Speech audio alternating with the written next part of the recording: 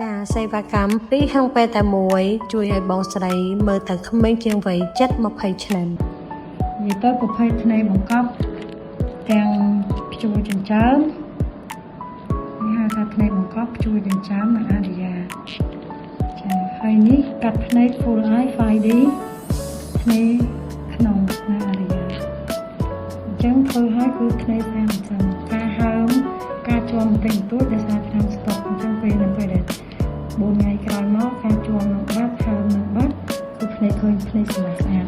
លើប្រៀបធៀបគ្នាបងមើលឲ្យចំបងបើភ្នែកមើលខេមើលភ្នែកបងស្រីមានសភាពខុសប្លែកគ្នាខ្លាំងមែនតើសម្រាប់ខាងដែលធ្វើហើយនិងខាងមិនទាន់ធ្វើ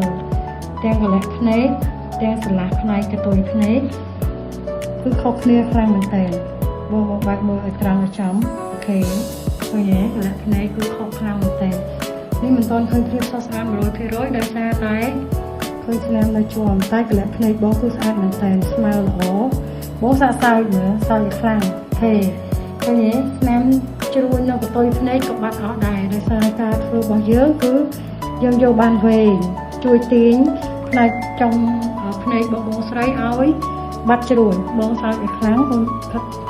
វិទ្យាសភាពភ្នែកបងស្រីនេះឃើញមានច្អូនេះច្អូដែលជាកន្លែងដែលជ្រួញដោយសារតែភាពយាតធ្លាក់នៅtrongកតុយភ្នែកនេះអញ្ចឹងយើងធ្វើសេវាកម្មពីរនេះគឺជួយឲ្យបងក្មេងជាងវ័យភ្នែកស្រឡះស្ទើរតែក្មេងជាងរហូតដល់15ឆ្នាំភ្លាមតែម្ដងអត់ទេនិយាយការប៉ັດឲ្យចាំមើលដល់ថ្ងៃហូតចេះស្អាតមែនតើអញ្ចឹងសម្រាប់បងប្អូនដែលកំពុងតែមានបញ្ហាស្បែកភ្នែកងាយធ្លាក់ដោយបងស្រីកលៈភ្នែកមើលទៅមិនច្បាស់មិនស្រឡះមិនស្អាតបងប្អូនអាចជ្រើសរើសសេវាកម្ម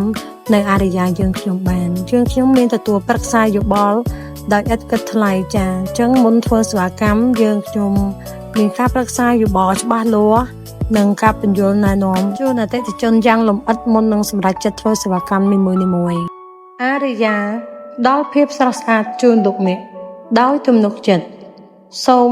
អរគុណ